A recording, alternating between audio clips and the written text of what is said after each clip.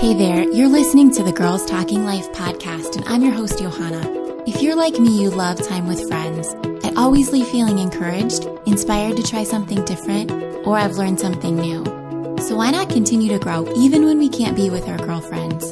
We're not made to do life on our own. So in each episode of this show, I'll bring you a girl and her story to give you refreshing ideas to stir your soul.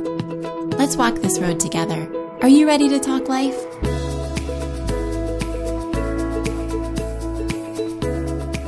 Welcome to the show. I'm so glad you chose to spend some time here.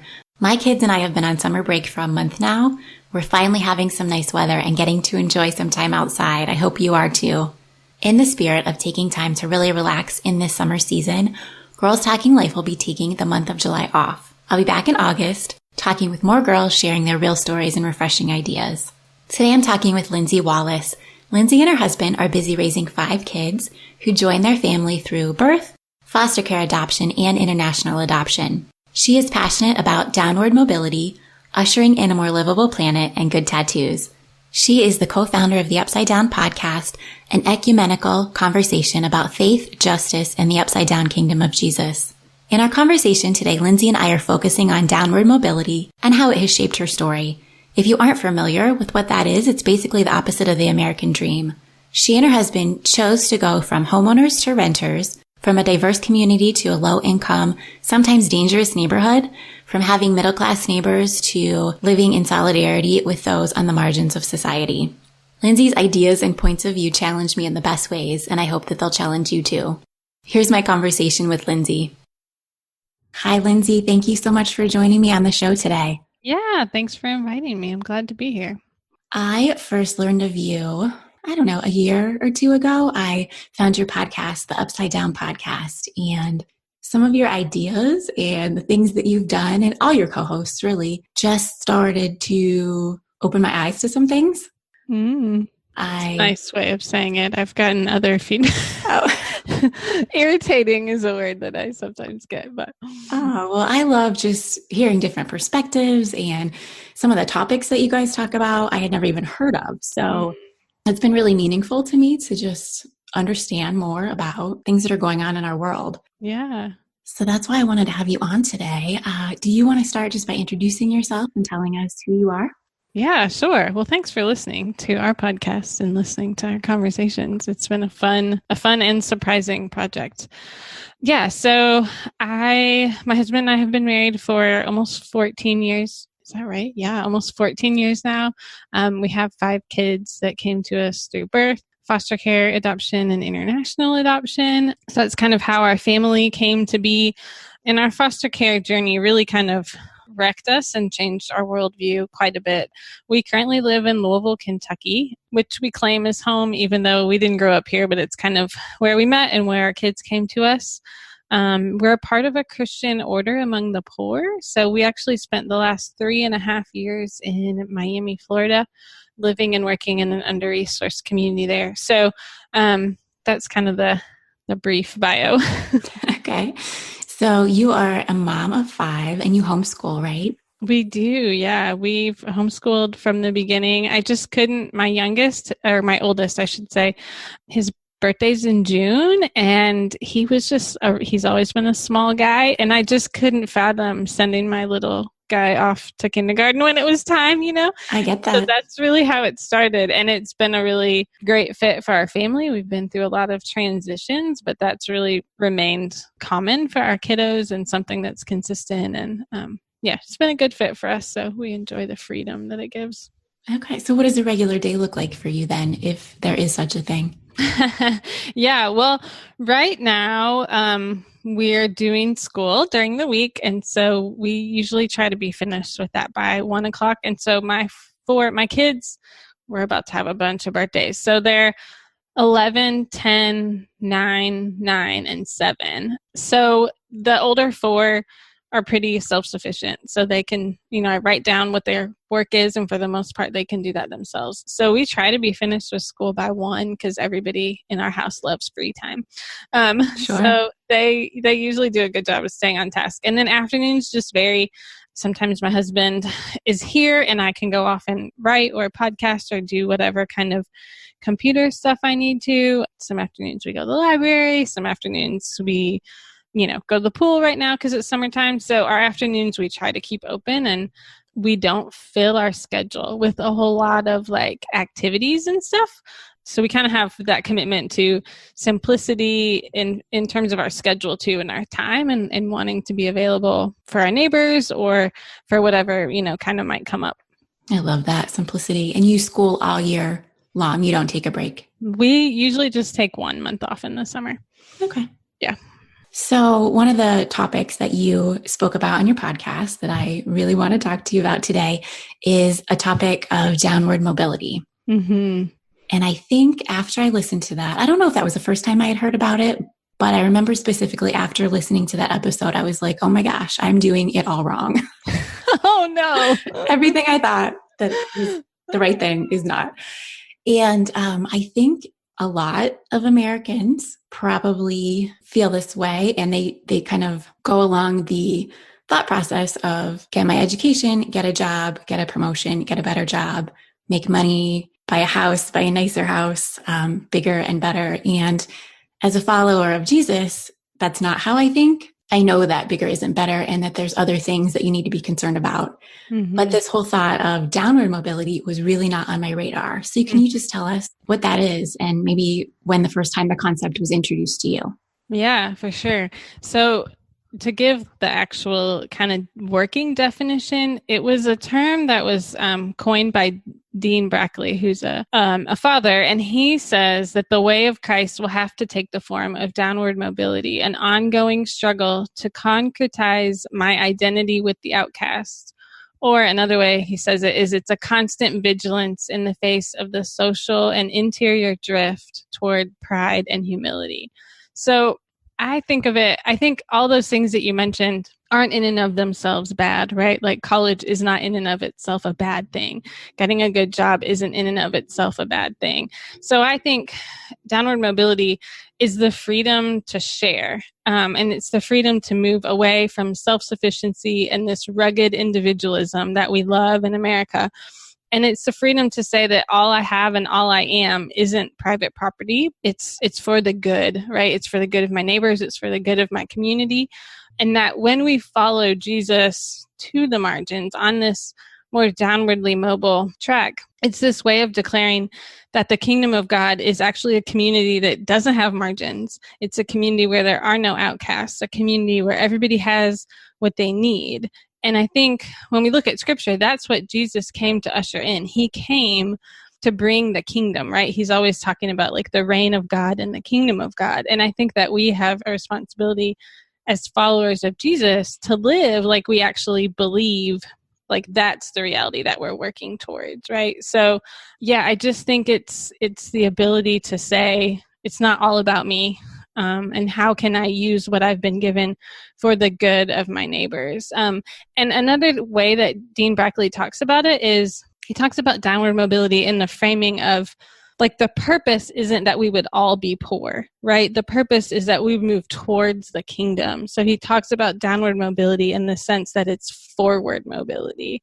It's moving us forward towards the kingdom. And I think that's helpful because a lot of times when people have heard me talk about it, or they see me write something, they say, well, like, but getting a job is a good thing, right? Or like, but what's wrong with like wanting to have a nice house, or what's wrong with some of these things? And I think if we reframe it in the sense of Jesus came to usher in the kingdom, and he says the kingdom looks like this, where the last are first, then how do we usher that in here and now if we believe that's like our eternal reality? And the second part of your question, I think I first became familiar with the term about 5 years ago when we were kind of growing uncomfortable with sort of the American dream, for lack of a better term, and starting to wonder because of our experience with the foster care system and kind of getting this, that for us was really a peek behind the curtain into not everybody lives the way that we live, and not everybody has the opportunities that we have or the access to opportunities like we have. So that was really kind of a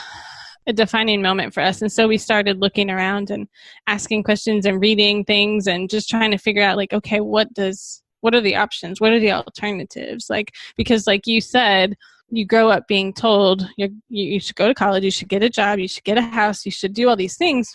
And even if you're a Christian and you have some sort of subversive view on those things, like you want to use your house for hospitality or you want to use your whatever, we're still like drinking that water and breathing that air in, that bigger is better, that we should get ahead, that we should be first. But when we're first, then somebody else has to be last, right? When we're climbing the ladder, there's still somebody at the bottom of the ladder. And so it was about 5 years ago that we started saying like, well, is there another way? Like, what's the third way? What's the Jesus way? You know?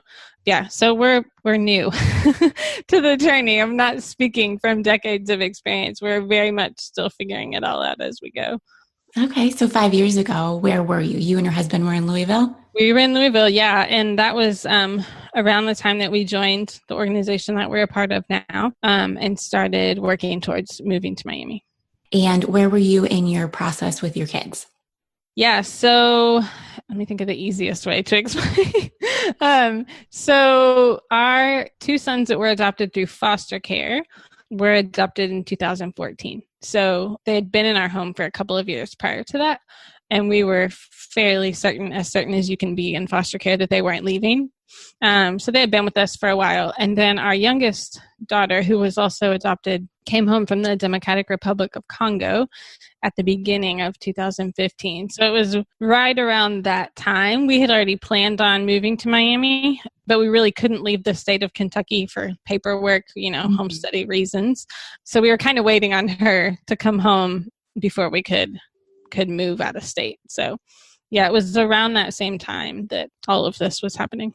So not sitting at home comfortably, you and your husband making right. this decision. You have big things going on. Yeah, we did. And a lot of people, that's a lot of the, I don't want to say a lot of the pushback, but when people question, the decisions that we've made and the way that we've chosen to live and the types of neighborhoods that we live in, the kids is always the thing that comes up. I have a lot of family members who think that we should have done this before we had kids, or we should have done this after the kids were gone. But to move 5 young kids into an under-resourced community, like by the world standards, just doesn't make sense. And so that's definitely hard for people to comprehend, particularly when we talk about the safety of our family and where we're living. And is it safe is the number one. People don't ask me that so much anymore because I think they kind of know how I feel about it.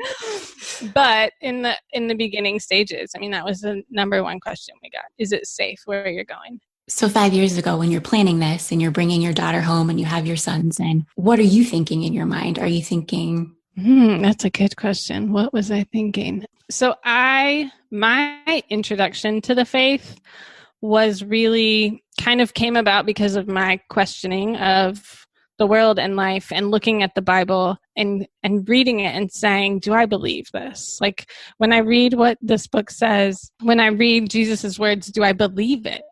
I was an adult when I became a Christian. And so that was really kind of what drew me in was Jesus's life and the way that he lived and asking myself, do I believe it? And I decided I did. And so I think similarly, when we decided to live counterculturally and in a pretty subversive way, it was the same thing. Like I looked at the scripture, I looked at the life of Jesus and I said, okay, but this is what it said. Like he's doing this. This is what he's doing. He came to us through the margins, a poor, unwed teenage mother. And, he came to us through the margins and he was constantly going to the margins and elevating those voices and using those people. And so I just had to go, I think this is it. Like, I think this is what he's calling all of us to in some kind of way. It's going to look different for everybody. And I have found that to be true. I think one of the things that I didn't expect, but that people older and wiser will tell you is true, is that that's where Jesus is found. And when the Sermon on the Mount, when he's saying those things, that's actually, he's talking about being with, right? Like the physical location and where we are. And when he says, when I was in prison and you visited me, when I was thirsty and you gave me something to drink. Like, he's embodying the poor in that way, and on the margins, among the marginalized, among under-resourced communities, outcast communities. That's where the gospel makes sense. Like, that's where those words that when we read them from the affluence of our comfortable living room, it doesn't make so much sense, and we grapple with it when you get to the margins and you see Jesus in the face of your neighbor. Like, that's where those things make sense. So I think I went because I believed it, like, head knowledge wise, like, okay, I'm reading this. This is what Jesus said. I believe that. But it wasn't, probably several years later that it really made sense to me, in the sense that this is where it all makes sense. This is where what Jesus said, actually, you can see it, and you can feel it in a really tangible way. So you pick up your family and you are with an organization, Interchange? Yeah. Okay. So was your path kind of planned for you through the organization, or did you just? Yeah, no, it's kind of like where's Waldo? Like, where in the world do you want to go? So there's 18-ish teams around the world. Okay. So we could have gone anywhere. And Miami is really the last place that I would have expected to land, but we just had a real connection with the team that was there on the ground that had been there for several years. And so for us, I say all of this and I realize it sounds somewhat crazy, but there is like wisdom and discernment that goes into it, And so one of the reasons that we chose the Miami team in particular is it had been there for about 10 years. So we felt like we were moving on top of that relational foundation that already existed. And then there were also some really strong, what we call local leaders. So indigenous folks from the community who work really closely with and are even sometimes on the team. And so we also had that sort of umbrella of protection. So, if there was something going on in the neighborhood and maybe we shouldn't go outside for a little while, like, that person would be like, hey, stay inside for a while. So those two things, like that foundation of relationship and then that sort of umbrella from a local leader perspective, were two reasons that we felt like that team was a good fit for our family. And then because of some of the needs that my kids have, we just felt like we needed to stay in the States. And grandparents highly felt like we should stay in the States also. So that's how we ended up there. Okay. So you move into, your area is Coconut Grove? Coconut Grove. Yeah, that's the name of the neighborhood that we're in. How does that start off, your experience there? Yeah. So the first year we did nothing but learn and listen. And I think that can be really counterintuitive, particularly from folks who come from more privileged backgrounds, right? And so we're used to leading things and we're used to people listening to us and we're used to having great ideas, and the whole model or method of ministry that we do is to work under the leadership of and alongside local leaders and neighbors in the community. So for the first year, we didn't start anything new. We didn't make any suggestions for how things should be done differently. We just listened and learned from our community and from our neighbors, and adjusted to some culture shock too, to be honest. Like, there was also an element of that going on, even though we were still in the States. We were living in a different culture than we came from. So that first year is listening and learning.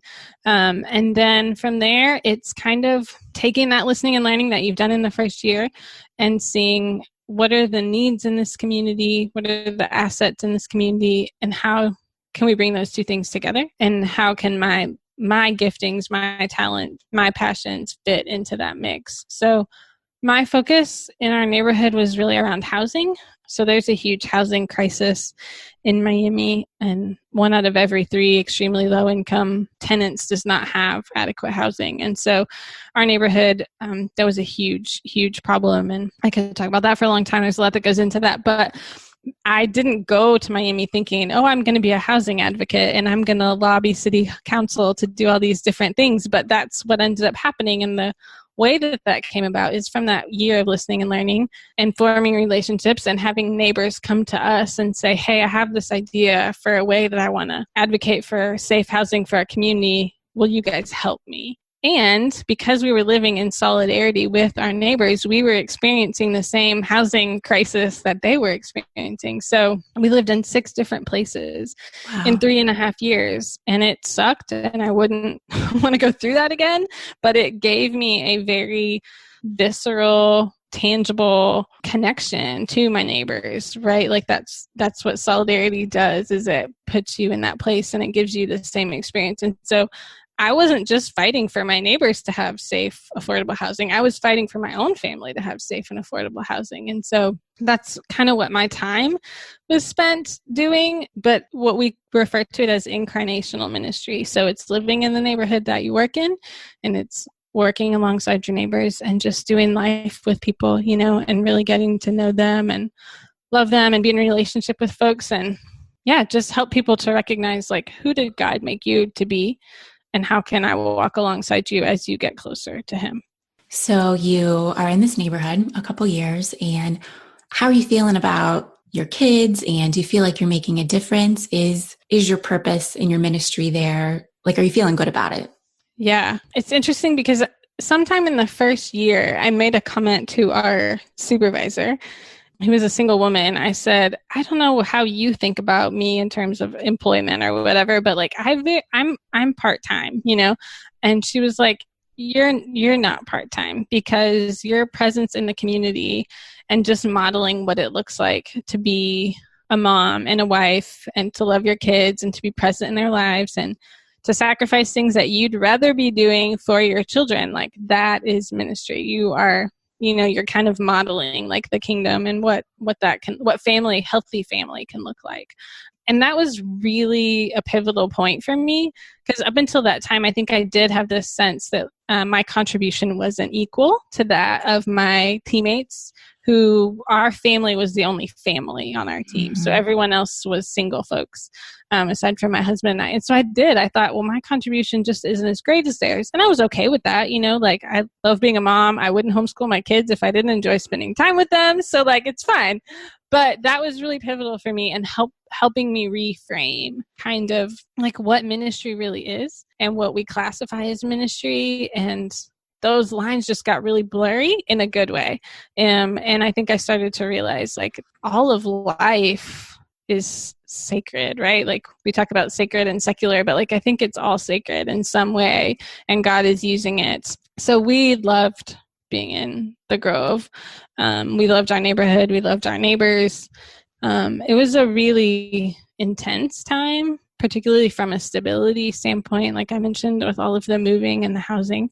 Yeah. But we loved it, and we really felt we intended on staying there for a very long time. And it was at about the 3-year mark that we started to realize that in calling us to go there, God didn't actually intend for us to stay, which was a really difficult. It took me months to like say those words out loud. And so we're not there anymore. But it was incredibly formative and, changed our family, I think all of us in really good ways. And my husband and I were just having a conversation earlier about how grateful we are for that time, even though it was hard.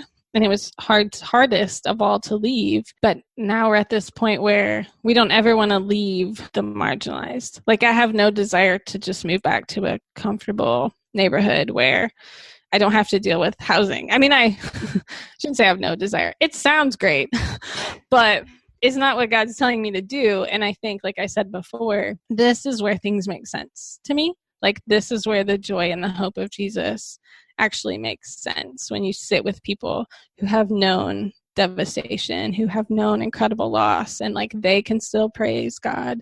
I just don't want to leave that, I want to go back real quick and talk about the safety thing.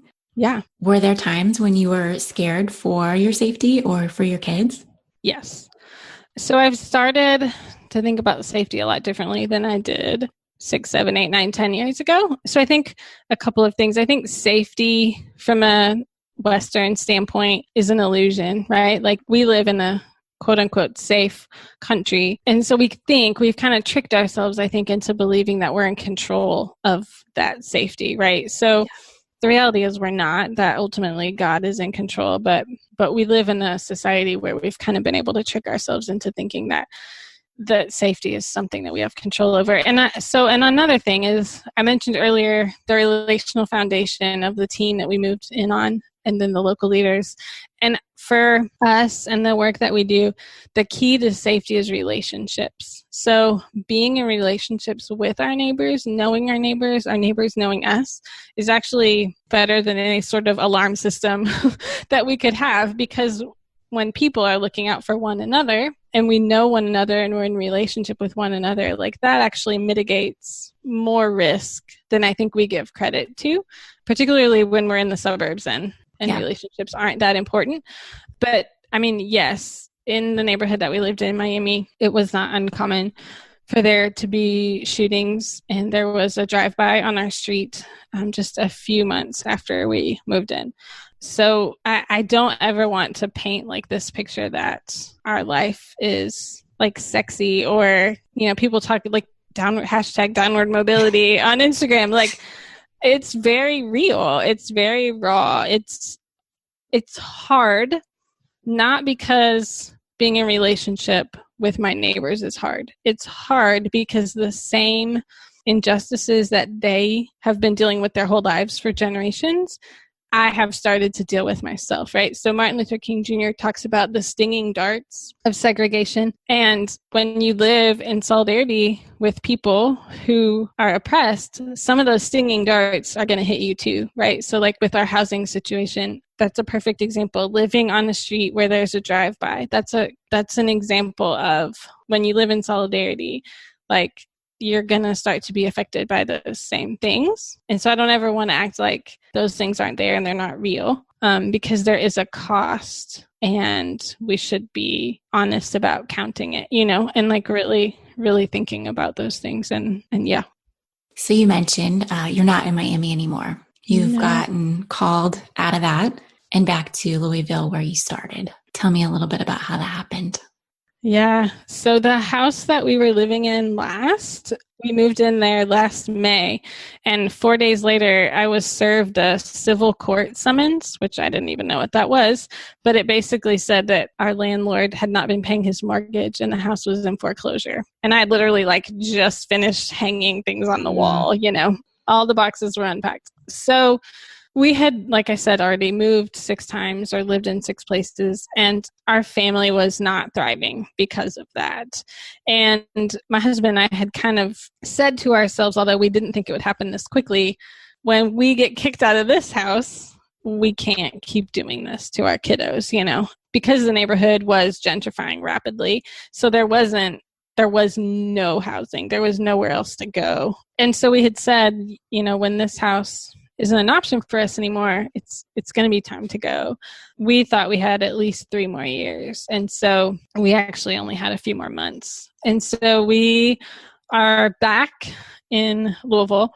And I say back sort of hesitantly because, well, for a couple of reasons. We're not the same people who left, you know, 3.5 years ago. So we came back very different people. And we also are in a different neighborhood and we're on the, you know, proverbial wrong side of the tracks now. Purposely. Yes, purposely. Yeah. So before we lived in a really diverse and very cool neighborhood that has a lot of refugees, and there's like 88 languages spoken in this one zip code. So it was a really, we lived there intentionally as well.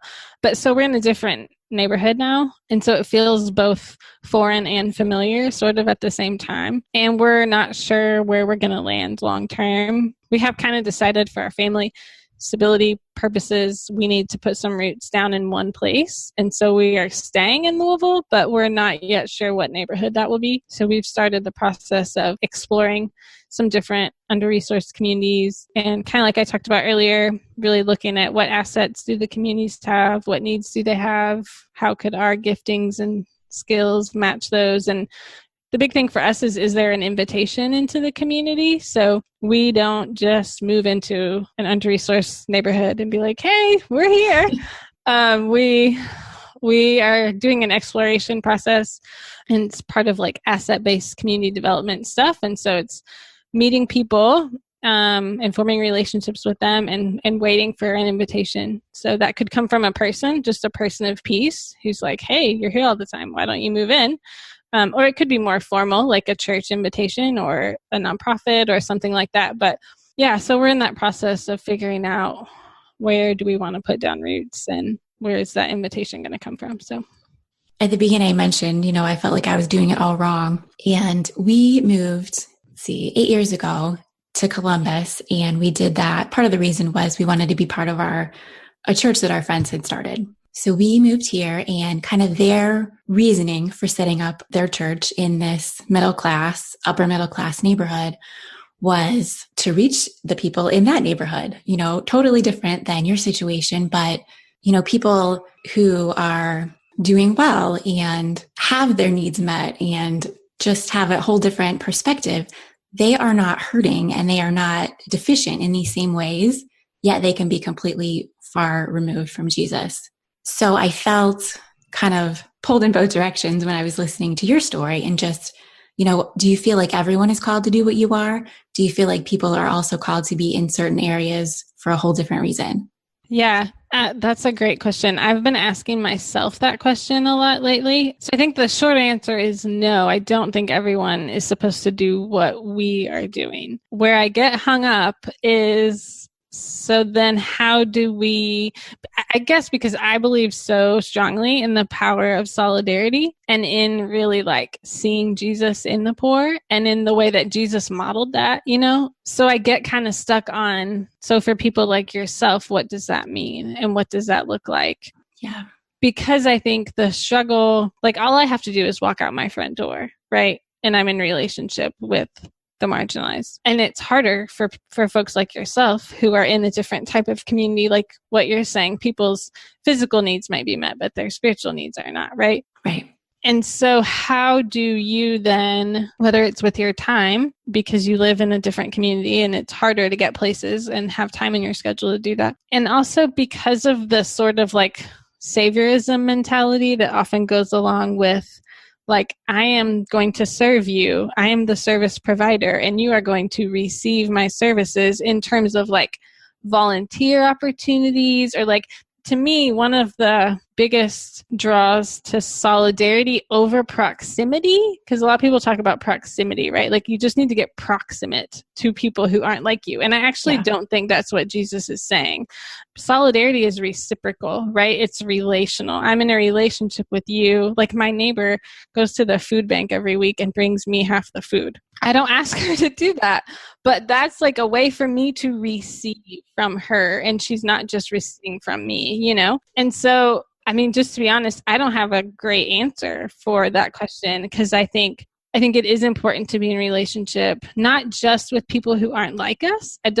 We talk also about diversity. Diversity is great.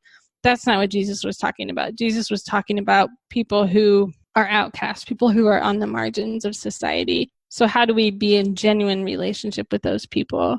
And I guess all I can say is this is what it feels like for me. And this is where I have found to just be freely who I am and like being able to walk in this.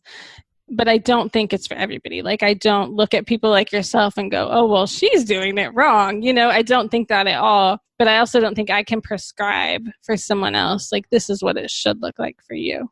Yeah. And I think it's good for us to sit in that tension and to not prescribe blanket answers or statements for everybody, right? Because like God created us all as individuals. So I think he has individual work for each of us to do, like unique assignments for each of us as well. Yeah, I like that. I totally agree. That still doesn't help me with my question, but I agree. Totally fine. You have talked about shedding privilege. Can you just tell me what that means and then what it looks like a little bit?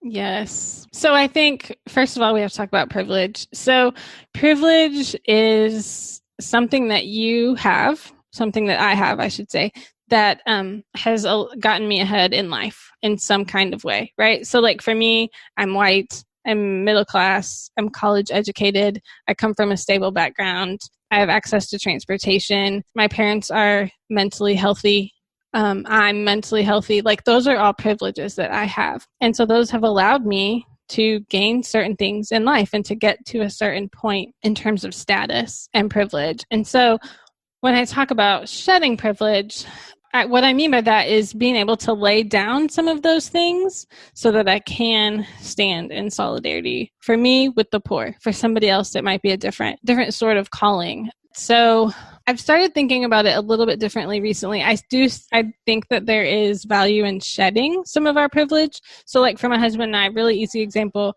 we were homeowners for 10 years and then we moved to Miami and we were renters. Initially, that was because we chose that. And then, by the time the neighborhood had almost completely gentrified, we couldn't even afford to buy.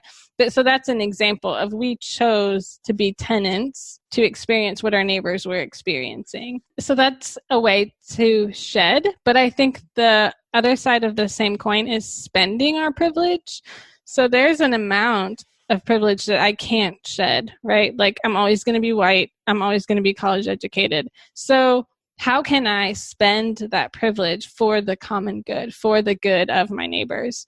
And one example of that, when we lived in Miami, a lot of the meetings that were had at City Hall, the city council meetings, were in the middle of the day, in the middle of a weekday. My neighbors can't go to City Hall in the middle of a day because they have to work. Some of them are working 2 and 3 jobs because they make minimum wage. So for me to show up at City Hall and say, I live in this neighborhood, this is my experience, and I'm going to read this statement from my neighbor because she's at work.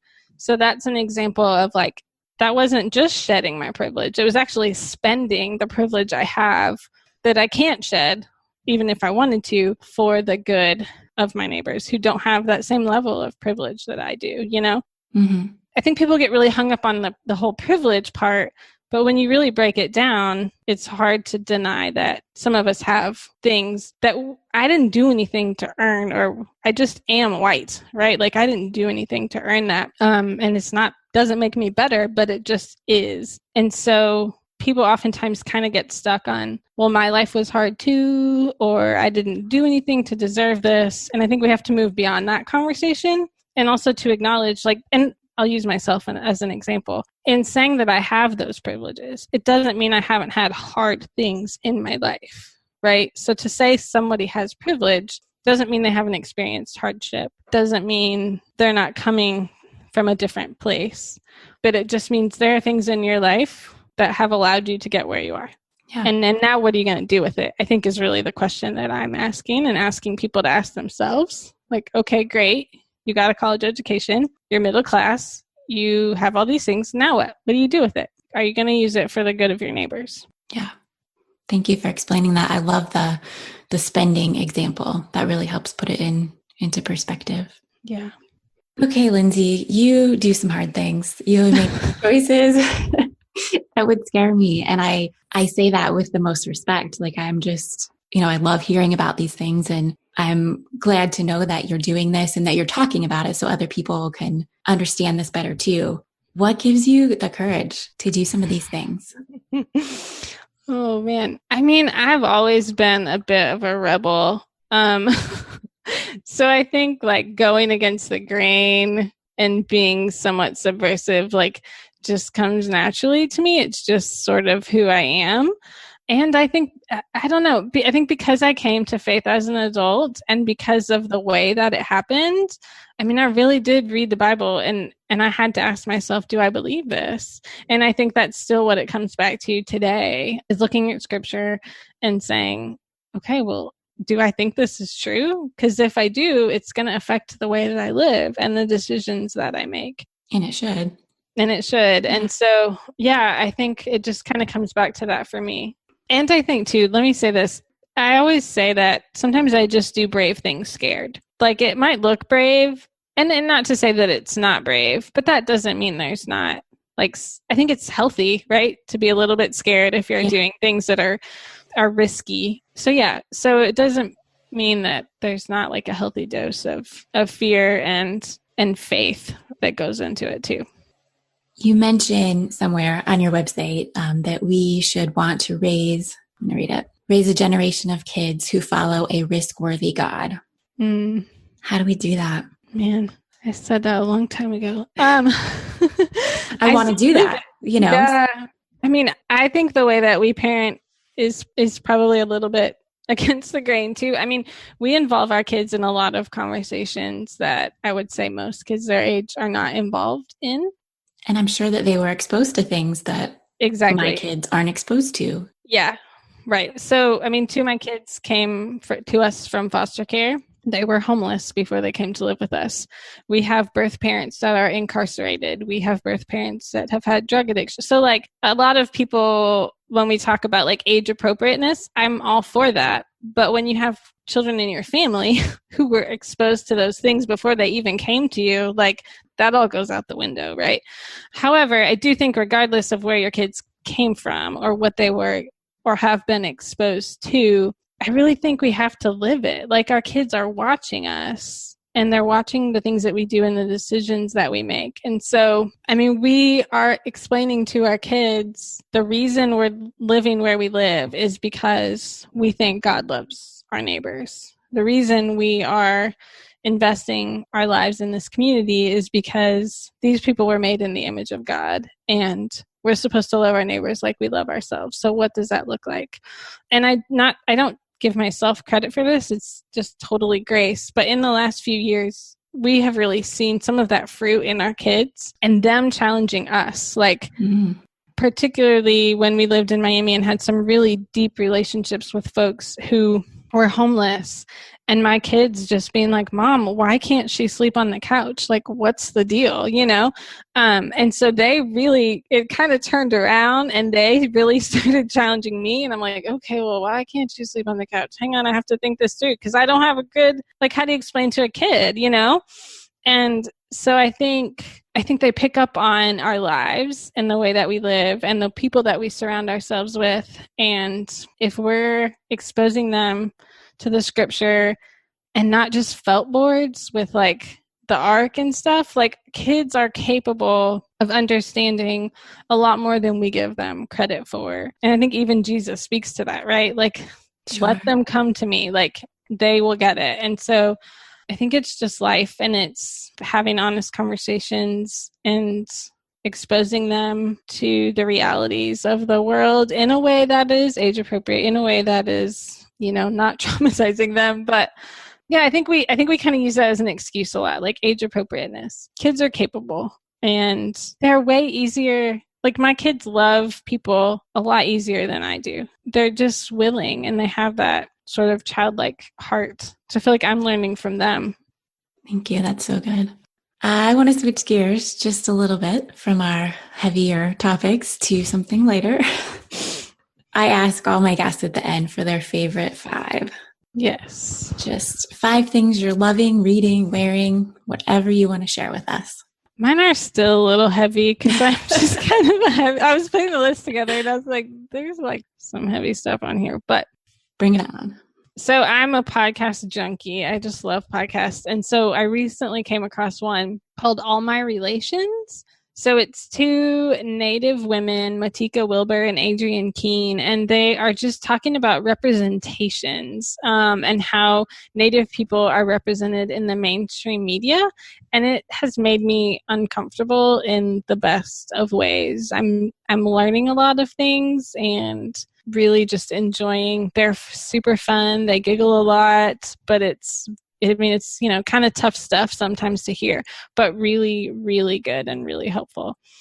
So that's my first one. My second one is a book called Voices Rising. And so it's from Servant Partners Press, and it is women of color who do urban work. And so it's just their stories. So it's been really great for me. I've had women of color as teammates and women of color as my team leaders. And so it's just a really great resource to hear from people working among the margins who are also coming from that perspective that we don't often hear, especially in the missionary ministry kind of world. The next thing, so the listeners can't see my t-shirt, but I have a t-shirt on right now that says freedom should be free. And it's from the Bail Project. So one of the ways that we have criminalized poverty in this country is we put people in jail, and if you can afford to pay your bail, you go home while you await trial. But if you can't afford to pay your bail, you just sit in jail for months and sometimes even years, because usually of less than $1,000 that you need to pay your bail. So the Bail Project pays the bail for people so that while they await trial, they're not sitting in a jail cell. Wow. It's a really cool program. I think it's bailproject.org. But everywhere I go, every time I wear this t-shirt, people want to talk about it. So it's just a really cool opportunity to talk a little bit about mass incarceration and the way that we criminalize poverty. Super light topic. I thought you were going to talk about mascara, Lindsay. No, I'm just kidding. The next one, okay, it's another book. It's called Beating Guns by Shane Claiborne and Mike Martin. So a lot of people are familiar with Shane Claiborne from Irresistible Revolution is kind of his big book that he's known for. But it just came out earlier this year, and we interviewed him on my podcast, on Upside Down Podcast. It's just a really great conversation. Walter Brueggemann called it the quintessential pro-life book. It was really eye-opening for me. So it's kind of based on this idea that we can beat our guns into plowshares and beating swords into plowshares from Isaiah. So it's just a really good book on that topic. And then the last thing, I gave up Instagram for summer. And so that is one of my favorite things right now because I was realizing how much time I was spending not just on Instagram, but as a big Instagram is kind of like the heavy hitter, but just on my phone and how much of my real life I was missing out on. And so I decided that it was time for a longer break than I've taken before. So, okay, what are you going to fill your time with? Oh man, so many things. I really think just making space, and not immediately filling it with something else, but just trying to be present in the moment is really the big thing that I'm looking forward to. Yeah, that's something I'm working on this summer too. Yeah. You say, I think in your bio, you say you love good tattoos. I want to know what constitutes as a good tattoo. Oh, that's such a good question. I think the story is what constitutes as a good tattoo. We interviewed a lady on our podcast a while ago we're talking about body. And one of the things that she brought up is how sometimes our bodies tell stories that we don't want it to, like the bags under my eyes or whatever. Yeah. But tattoos is like our opportunity to tell the story that we want our body to tell. And I just loved that sort of description and definition of tattoos. So I think it's really the story behind it that makes it exciting. Awesome. I love that. Yeah. Okay. I want to thank you for just your point of view, your challenging ideas for me. And I'm sure I'm not the only one. I can't be. So thank you for that. Thank you for doing what you do and then talking about it. I'm just really, like I said, you've opened my eyes to some things and your co-host on your podcast. And I know I have some challenging work to do, I think, sitting in the tension like you mentioned. And I appreciate that. Yeah. Well, thanks for having me. It's always fun to share with people and learn new things and share ideas. So I appreciate that. Yeah. Thank you so much, Lindsay.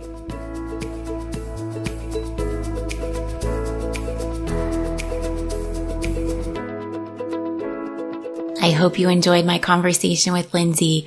I hope you learned something new and were challenged with some new ideas.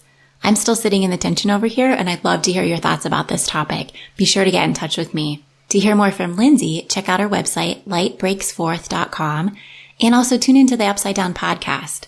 You can find her on Instagram at lightbreaksforth, but probably not this summer. Everything we talked about can be found in the show notes for today's episode on girlstalkinglife.com. Also, be sure to find me on Instagram at girlstalkinglife. If you know someone who would enjoy this podcast, please share it with them this week. Or consider leaving a review on iTunes to help others find the show. I would love for more women to be encouraged by the stories of my guests. Remember, Girls Talking Life will be on break for July, but we'll be back with stories to stir your soul in August. Friends, don't let the conversation stop when the show is over. Share your stories and start your own conversations with the girls in your life. Thanks for tuning in.